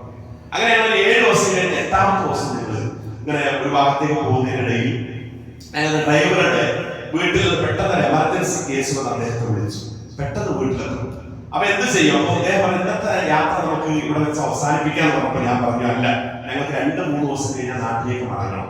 അതുകൊണ്ട് ഞാൻ വണ്ടി ഓടിച്ച് ഞാൻ എന്റെ ഭാര്യയെ പോയിട്ട് ഗൂഗിൾ മാപ്പോ ലൊക്കേഷൻ ഇട്ട് പോയിക്കോളാം. അങ്ങനെ അവർ യാത്ര പോയി. അങ്ങനെ അവര് കാണേണ്ടതൊക്കെ കണ്ട് തിരിച്ച് ഹോട്ടലിലേക്ക് മടങ്ങുമ്പോൾ ഇവരുടെ വണ്ടി വഴി മാറി സഞ്ചരിച്ചു. മാപ്പൊക്കെ റൂട്ട് തിരിച്ച് സഞ്ചരിച്ചു. അങ്ങനെ ഇവരൊരു കുഗ്രാമത്തിൽ ചെന്നിട്ട് ഇവരുടെ വണ്ടി പെട്ടെന്ന് സ്ഥലത്ത് നിന്നു. പിന്നെ അങ്ങോട്ടേക്ക് വഴിയില്ല. ഇവരാ പേടിച്ചു. രാത്രി ഏതാണ്ട് 9 മണിയായിരുന്നു.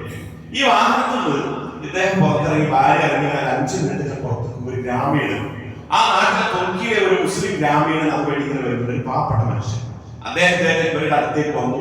അറിയാവുന്ന ഭാഷയിലൊക്കെ പറഞ്ഞ് വിസിറ്റിംഗ് ഹോട്ടലിന്റെ കാർഡൊക്കെ കാണിച്ചു. അദ്ദേഹം പറഞ്ഞു, നിങ്ങളുടെ ഹോട്ടൽ ഇസ്താംബൂളിലാണ്, ഇത് വേറൊരു ഭാഗമാണ്. ഇവിടെ ഇപ്പൊ രാത്രി നിങ്ങൾ പോകണമെങ്കിൽ 2 മണിക്കൂർ അധികം സമയപ്പെടും.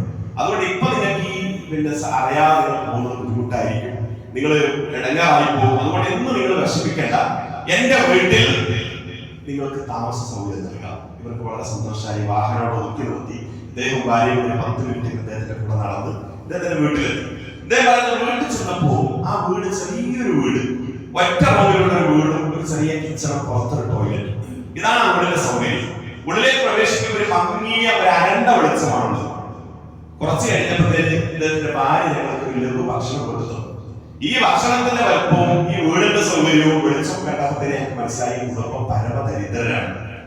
അങ്ങനെ ഭക്ഷണം കഴിച്ചു കഴിഞ്ഞപ്പോ ഈ കുടുംബനാഥൻ പറഞ്ഞു, അദ്ദേഹത്തിന്റെ ഭാര്യയും 4 മക്കളുണ്ട്. ഒരു 12 വയസ്സിന്റെ താഴേക്ക് 1 വയസ്സിന്റെയും 2 വയസ്സിന്റെയും ഇടയിൽ വ്യത്യാസത്തിൽ 4 മക്കൾ, ചെറിയ കുട്ടികൾ.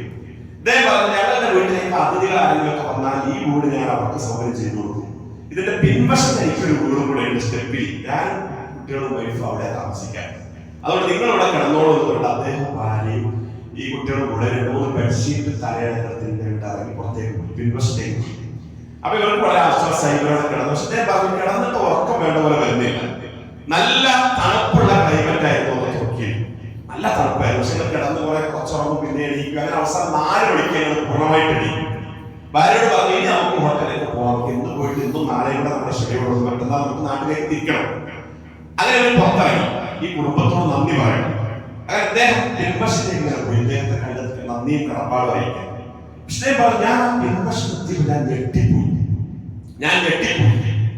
ആ പിൻവശത്ത് ഒരു വീട് എന്ന് പറയുന്ന സംവിധാനമില്ല, ആ പരിസരത്തും ഒരു വീടില്ല. ആ പിൻവശത്ത് ചെറിയ മരം ഉണ്ടായിരുന്നു. ആ മരച്ചുവട്ടിൽ ഈ തണുപ്പുള്ള രാത്രിയിൽ ബെഡ്ഷീറ്റ് വിരിച്ച് തലയെ വെച്ച് കുട്ടികൾ ഇദ്ദേഹം ഭാര്യ കിടക്കുന്നുണ്ട്.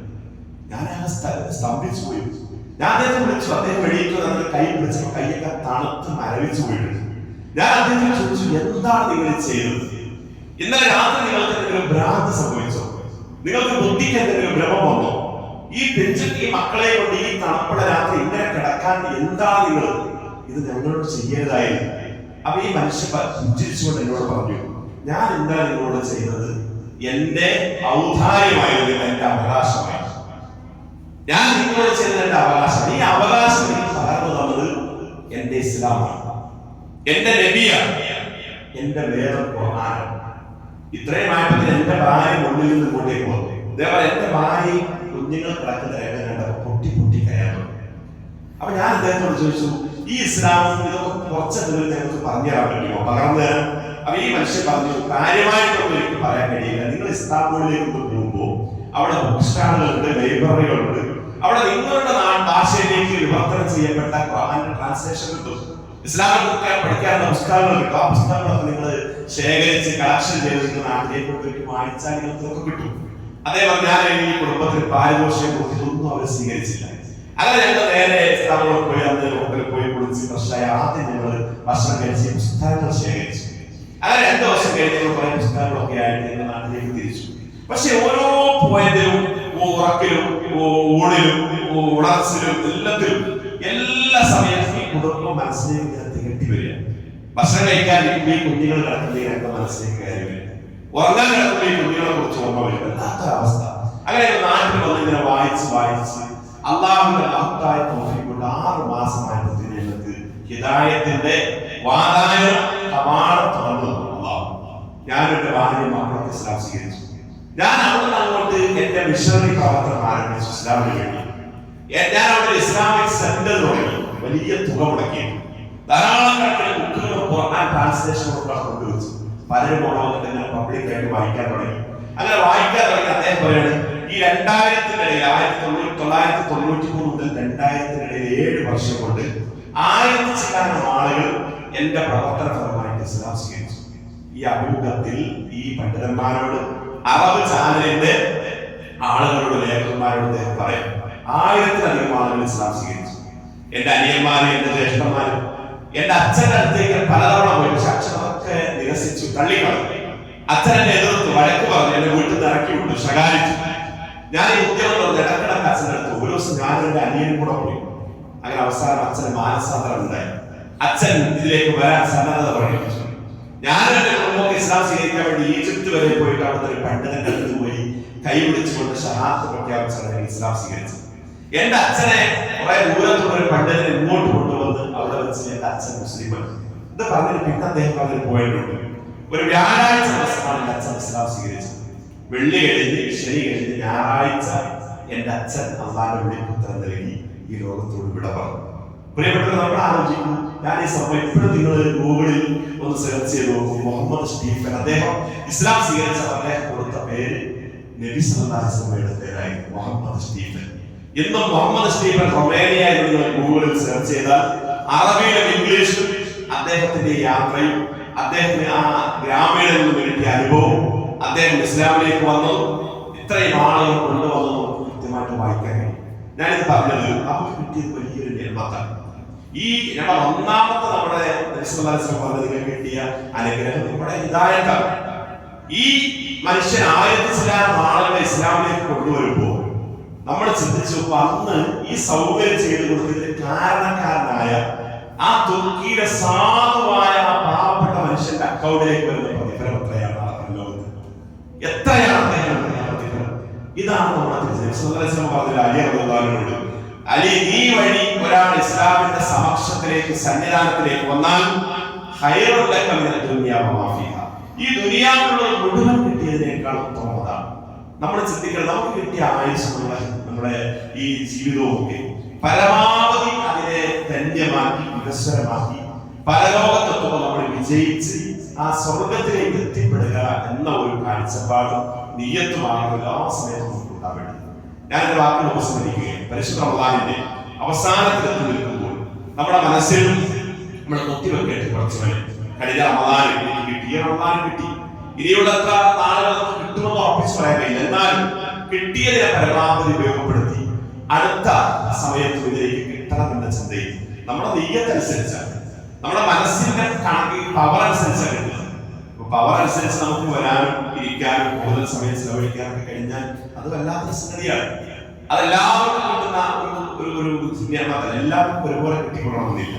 ഇപ്പോ ഒരു കാര്യം കൂടെ പറയാം, നാട്ടിൽ വെള്ളക്ഷാമുണ്ട്. വെള്ളക്ഷാമം വന്ന ആളുകൾക്ക് വെള്ളം പൈസ കൊടുത്ത് വാങ്ങിച്ച് കുടിക്കുന്ന ഒരു പ്രതീതി. നമ്മൾ വെള്ളം പുറത്തുനിന്ന് വാങ്ങിച്ചാൽ ലിറ്റർ വാങ്ങിക്കണമെങ്കിൽ 20 രൂപ ഒരു ബോട്ടിൽ. അപ്പൊ നമ്മൾ വളരെ കരുതി ശ്രദ്ധിച്ച് കുട്ടികൾക്ക് കൊടുക്കുമ്പോൾ ഗ്ലാസ് വയ്ക്കുമ്പോൾ വളരെ ശ്രദ്ധിച്ചത് തുള്ളി പോലും വീഴാതെ ശ്രദ്ധിച്ചു കൊടുക്കാൻ വേണ്ടി പറയും.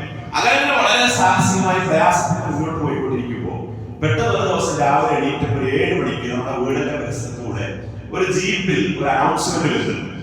ഇന്ന് ഇവിടെ 5 കിലോമീറ്റർ ദൂരത്ത് വലിയൊരു മുതലാളി അദ്ദേഹത്തിന്റെ വീട്ടിന്റെ പറമ്പിലുള്ള വലിയൊരു കുളം, ശുദ്ധവെള്ളമാണ്, എല്ലാവർക്കും 1 മണിക്കൂർ സമയത്തേക്ക് ഓപ്പൺ ആക്കി കൊടുക്കണം, ഫ്രീ ആയിട്ട് വെള്ളം എടുക്കാം, 8 മണി മുതൽ 9 മണി. ഇത് കേട്ടപ്പോഴത്തേന് ആളുകളെല്ലാം കൂടെ ചാടി വീണ് കിട്ടിയതൊക്കെ കേട്ട് ഓടി. അങ്ങനെ 1 മണിക്കൂർ 8-ന് ഓപ്പൺ ആയി 9-ന് ക്ലോസ് ചെയ്ത് അപ്പോഴത്തേന് ആളുകൾക്ക് പരമാവധി വെള്ളം ശേഖരിച്ചു. പിന്നെ വെള്ളം എടുത്ത് വീട്ടിൽ വന്ന് പിന്നെ എല്ലാവരും പരസ്പരം അങ്ങോട്ടും കൂടെ നോക്കിയപ്പോ അയൽവക്കത്തുള്ള വീടുകളൊക്കെ നോക്കിയപ്പോ ചിലർക്ക് സങ്കടം, ചിലർക്ക് പരിഭവം, ചിലർക്ക് സന്തോഷം, ചിലർക്ക് ദുഃഖം. കാര്യം ചില ആളുകളെ നോക്കിയപ്പോ ചില ആളുകൾ ഈ ഒരു അനൗൺസ് വന്നപ്പോ അവരുടെ ബുദ്ധി പ്രയോഗിച്ചു, ബുദ്ധി വർക്ക് ചെയ്ത് വർക്കൗട്ടായി. ഇവരുടെ വീടിന്റെ മുകളിൽ സ്ഥാപിച്ച് ടാഗ് പെട്ടെന്ന് അയച്ചെടുത്ത് ഒരു വാഹനത്തിൽ ലോറിയിലൊക്കെ കയറ്റിയിട്ട് പെട്ടെന്ന് അങ്ങോട്ടേക്ക് പോയി. ചില ആളുകൾ അവരുടെ വീട്ടിലുണ്ടായിരുന്ന കലവും കുടവും പാത്രങ്ങളും അങ്ങനെ പോയി. ചില ആളുകൾ അവിടെ ഉണ്ടായിരുന്ന കന്നാസ് ക്യാനുകൾ എടുത്തുപോയി. ചില ആളുകൾക്ക് പെട്ടെന്ന് കിട്ടിയത് കുറച്ച് കുപ്പി ബോട്ടിൽ ഇതാണ് അതിൽ കൊണ്ടുവന്നു. അപ്പൊ ഈ കുപ്പി ബോട്ടിൽ കൊണ്ടുവന്ന ആളുകൾ ഈ ടാങ്ക് നോക്കിയിട്ട് അയൽവക്കത്തിലെ ടാങ്ക് നോക്കിയിട്ട് സങ്കടപ്പെടുന്നു, പരിഭവപ്പെടുന്നു. അവർ പറയാം, പക്ഷേ ഞങ്ങളുടെ വീട്ടിൽ ടാങ്ക് ഉണ്ടായിരുന്നല്ലോ, നമ്മുടെ വീടിന്റെ മുകളിലുണ്ടായിരുന്നു, നമുക്ക് അഴിക്കാനുള്ള ഒരു മനസ്സപ്പം വന്നില്ലല്ലോ. അത് വന്നിരുന്നെങ്കിൽ നമുക്ക് എത്ര ദിവസത്തേക്കുള്ള വെള്ളം സംഭരിക്കാമായിരുന്നു. പ്രിയപ്പെട്ടവർ, ഈ പരിശുദ്ധ റമദാനിന്റെ ബാക്കിയുള്ള ദിനരാത്രങ്ങൾ ഇന്ന് 18ാമത്തെ നോമ്പിലാണ് നമ്മളുള്ളത്. ഇത് കഴിഞ്ഞ അടുത്ത ബാക്കിയുള്ള കുറഞ്ഞ ദിവസങ്ങൾ ഈ അവസാനത്തിൽ നമുക്ക് കണ്ടത് ഈ റമദാൻ നമ്മൾ യാത്രയാക്കുമ്പോൾ സന്തോഷത്തോടുകൂടി യാത്രയാക്കി എനിക്ക് പരമാവധി ഒരു ആത്മനിർവൃതിയും മാനസികമായി വൈകാരികതയും ഉണ്ടാക്കിയെടുക്കാൻ ഈ റമദാനിന്റെ ദിനരാത്രങ്ങൾ അവസാനിക്കാൻ നമുക്ക് സാധിക്കണമെങ്കിൽ ആ നിലക്കുള്ള നെയ്യത്തും ആ നിലക്കുള്ള മനസ്സുമൊക്കെ മുന്നോട്ട് പോകാൻ കഴിയുമ്പോഴാണ് അള്ളാഹുവിന്റെ തൗഫീഖ് ഉണ്ടാവുക, അള്ളാഹുവിനുള്ള ബറക്കത്തും എണ്ണത്തും ഒക്കെ ഉണ്ടാവുക. ആ രൂപത്തിലൊക്കെ ചിന്തിച്ച് ആലോചിച്ച് ജീവിതത്തെ പരമാവധി ധന്യമാക്കാൻ പരിശ്രമിക്കുന്ന മുത്തഖികളിൽ മുബാഹിദുകളിൽ അള്ളാഹു നമ്മെല്ലാവരെയും ഉൾപ്പെടുത്തി അനുഗ്രഹിക്കുമാറാവട്ടെ. ജീവിതത്തിൽ വന്നിട്ടുള്ള ചെറുതും വലുതുമായ തെറ്റുകുറ്റങ്ങൾ അള്ളാഹു എല്ലാവർക്കും പുറത്തു തരുമാറാവട്ടെ. ആരോഗ്യപരമായി പ്രയാസപ്പെടുന്ന ധാരാളക്കണക്കിന് ആളുകളുണ്ട്. എല്ലാവർക്കും അള്ളാഹു ആഫിയത്തും പൂർണ്ണ ശിഫയും ആയുരാരോഗ്യം നൽകി പുറത്തുമാറാവട്ടെ. നമ്മുടെ കൂട്ടത്തിൽ മരണപ്പെട്ടു പോയ നമ്മുടെ കുടുംബങ്ങൾ, ബന്ധുക്കൾ, മാതാപിതാക്കൾ, പ്രിയപ്പെട്ടവർ എല്ലാവർക്കും നൽകി അവരോട് ഒന്നിച്ച് സുഖത്തിൽ പ്രേരിക്കാൻ നമ്മുടെ മാതാപിതാക്കൾക്കും ഭാര്യാസന്താനങ്ങൾക്കും തൗഫീഖ് പ്രദാനം ചെയ്യുമാറാവട്ടെ. നമ്മുടെ കൃഷിമേശയിലും ഗൾഫ് രാജ്യങ്ങളിലൊക്കെ ചില പ്രതിസന്ധികളും പ്രയാസങ്ങളൊക്കെ അതിന്റെ ഒരു തിരശ്ശീലയിലേക്ക് നീങ്ങിക്കൊണ്ടിരിക്കുന്നത് എല്ലാവരും നമുക്ക് പ്രാർത്ഥിക്കേണ്ടതുണ്ട്. അവരുടെ നമ്മുടെ പ്രവാസികൾ, നമ്മുടെ പ്രിയപ്പെട്ടവർ, അവരൊക്കെ നമ്മുടെ നാടിന്റെ എല്ലാ പിടിച്ചു നിർത്തുന്നു. നമ്മുടെ താഴ്വ രംഗങ്ങളിലും മറ്റുള്ള എല്ലാ പ്രവർത്തനങ്ങളിലും അവരുടെ താങ്ങ് വളരെ പ്രധാനമായതുകൊണ്ട് തന്നെ അവരുടെ പ്രയാസങ്ങളിലൊക്കെ നമ്മൾ പങ്കുചേരണം. അള്ളാഹു എല്ലാ എളുപ്പവും പിന്തുണയും സഹായവും അവർക്ക് എല്ലാവർക്കും അള്ളാഹു നൽകി അനുഗ്രഹിക്കുമാറാവട്ടെ. മുസ്ലിം ഉമ്മത്തിനെ അള്ളാഹു അനുഗ്രഹിക്കുകയും എല്ലാവരുടെ സഹായവും പിന്തുണയും ലോകത്ത് പ്രയാസങ്ങൾ അനുഭവിക്കുന്ന നമ്മുടെ ഉമ്മത്തിൽപ്പെട്ട എല്ലാവർക്കും അള്ളാഹു നൽകിയവരെ തുറക്കുമാറാവട്ടെ. اللهم اغفر للمؤمنين والمؤمنات والمسلمين والمسلمات والاحياء منهم والاموات انك مجيب الدعوات ويا قاضي الحاجات. اللهم اجرنا من النار. اللهم اعز الاسلام والمسلمين واذل الشرك والمشركين. اللهم اشف مرضانا ومرضى المسلمين. اللهم ارحم موتانا وموتى المسلمين. ربنا اتنا في الدنيا حسنه وفي الاخره حسنه وقنا عذاب النار.